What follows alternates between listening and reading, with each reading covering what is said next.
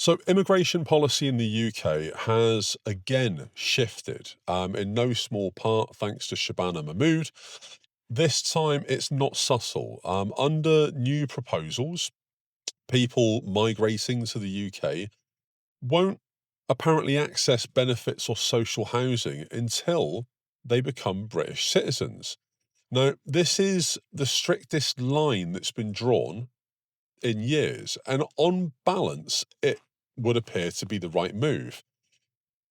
So here's the bombshell. Becoming a British citizen can now take up to 30 years under the new overhaul of the settlement system. The new migration strategy promises and proposes extending the time before settlement can happen exponentially almost. Until citizenship, migrants would be unable to access benefits or social housing. This is a pull, I believe, to reduce certain factors like lack of available property, lack of funds within the system for UK citizens. But it could end up creating a huge underclass of long term residents that are waiting for citizenship that have then got fewer rights. And that in itself is an odd thing to try and do. Um, Businesses depend heavily on migrant labour, many types of business, mainly the hospitality and service industry, as well as some trades. But integration becomes harder when support is blocked. So communities are going to feel tension here as public services again are put under pressure. And all the while, migrants may feel excluded from the system that in these instances they would be contributing to. Meanwhile, legal immigration remains high because the economy does still need workers. We still need talent from overseas. That's undeniable. But it does create a contradiction. It's basically saying that we need you, but you still don't belong. Now, we need to make a differentiation between talent and legal migration and people coming here to contribute to people just rocking up on a boat and claiming anything they can and making up shit to try and not go back. They're worlds apart. They are worlds apart. This isn't about immigration, really. It's about what Britain wants to be. Do we want to be a country that invites people and takes them in and uses their skills for the betterment of our society, our country, our infrastructure, our output? But then at the same time, we keep them at arm's length for 3 decades. Or do we want to be a country that balances fairness with humanity? We've got policies already that should be in place harder and enforced harder that could fix illegal immigration. There is the rule that if somebody comes over on a boat and they've not done it through the correct channel, then at the point of crossing into British waters, they have broken the law. And at that point, they should be turned around and sent back to the country of their origin. And that's one way that they could fix the illegal side of it straight away. And beyond that, I mean, we do have a Royal Navy for a reason. Let's maybe make use of them, food for thought. But a lot of these policies that are coming in that are designed to fix immigration may end up actually weakening society. Because when millions of people live, work, and pay tax, but are then shut out from the safety nets, the division in society is going to grow. It's going to be the haves and the have nots. It's going to be us and them. Um, and it's not even between British and migrants. It then becomes between insiders and outsiders, which is awful, really. So here's the real question. If the UK is your home for 20 or 30 years, but the system's still treating you as a temporary resident, who actually benefits? What's the incentive for you to want to come to the UK?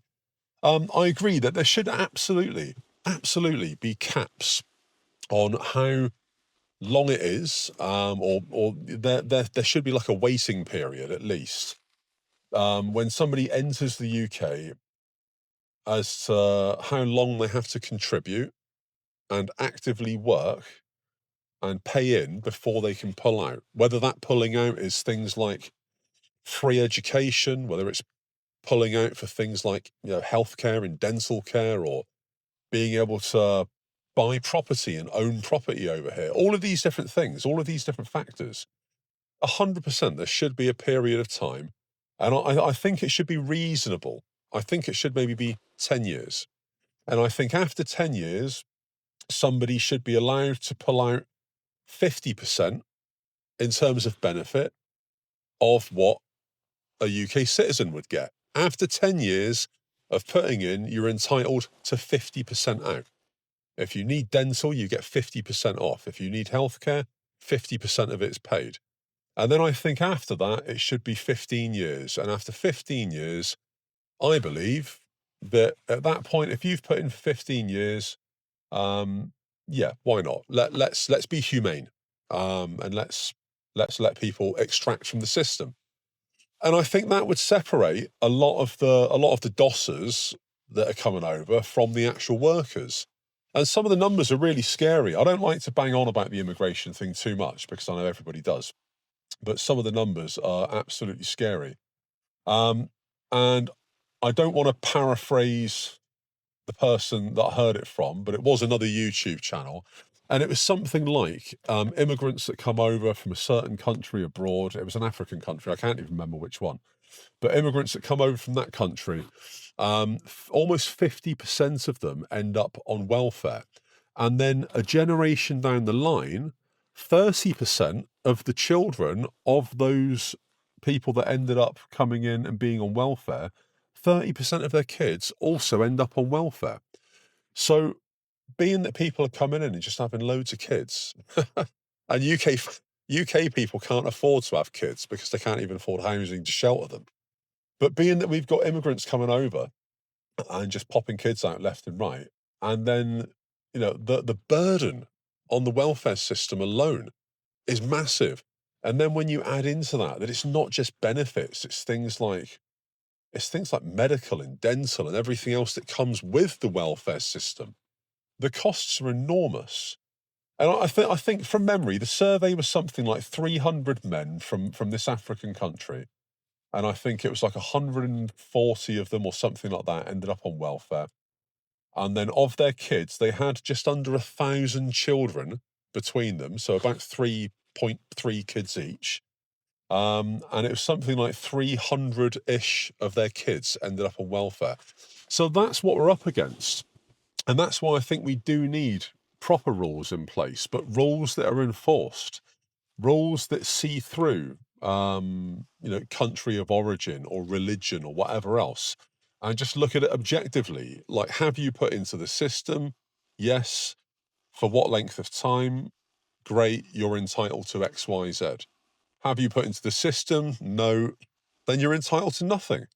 And I think we need to be hard and fast with it. And I think that is the humane thing to do. And I did obviously mention being humane and humanity. And as much as we need to be humane to people that are coming in and give them a reason to be here, a reason to want to stay and improve our society, improve the way the UK economy works and its infrastructure and build it and grow, well, by the very nature of restricting the dossers from sponging and making claims when perhaps they shouldn't, that's being humane to the people that are already UK citizens. People like you, people like me, people that have worked all their lives, that have put in to a system. I mean, I've actually spent 6 months of my life unemployed, 6 months of my working life, and I'm 48. And I've only spent 6 months out of work. Always had a job, always. Very often more than one as well. And I see it as an absolute liberty.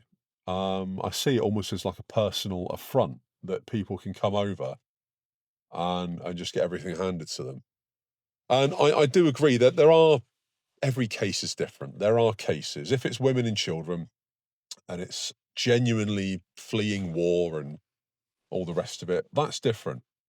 But when it's migrants that are coming over purely because it's for economic reasons, I think we should just Cull that straight away. I don't know why we're putting up with that. I don't know why our government are putting up with that, let alone the people in the country. Um, and I absolutely understand, along with everything else, along with all of the crime and everything else that's seeming to come over with it, I can absolutely understand why people are up in arms about this. But what are your thoughts on this? I know it's been a bit of a waffle, this video, but there you go. Sometimes it's like that. Drop it below, let me know. Really interested to find out opinion on this one. And I appreciate that my opinion is just my opinion. Opinions are like bumholes. Everybody's got one. But tell me yours. Drop it below. YouTube is going to put another video there. Like, follow, subscribe, ring the bell, all that jazz. Another video tomorrow. Goldman, peace out.